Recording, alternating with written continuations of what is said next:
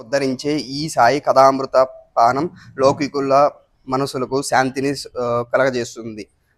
ముముక్షువులకు ఇది మోక్ష సాధనం. ఒక కథను ఆలోచిస్తుంటే కల్పనాతీతమైన మరొక కథ స్ఫురిస్తుంది.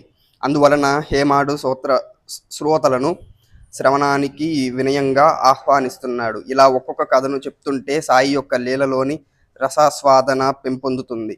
ప్రాపంచిక కష్టాలలో ఉన్న వారికి శాంతి లభిస్తుంది. ఇదే సాయి యొక్క సమర్థత. నాసిక్ జిల్లాలోని వని అనే గ్రామంలో కాకాజీ వైద్య అనే ఒక వ్యక్తి అక్కడ దేవి వద్ద పూజారిగా ఉండుతుండేవాడు. ఆ దేవి సప్తశృంగి దేవి. ఆ పూజారి మనసు స్థిరంగా లేదు. ప్రాపంచిక విషయాలలో చిక్కుకొని అనేక రకాల కష్టాలతో బాధపడుతుండేవాడు. కాలచక్ర భ్రమణంలో మనసు సుడిగుండం వలె గిరగిరా తిరుగుతుంది. శరీరం కూడా అటు ఇటు పరిగెత్తుతుంది. ఒక క్షణమైన శాంతి లభించదు.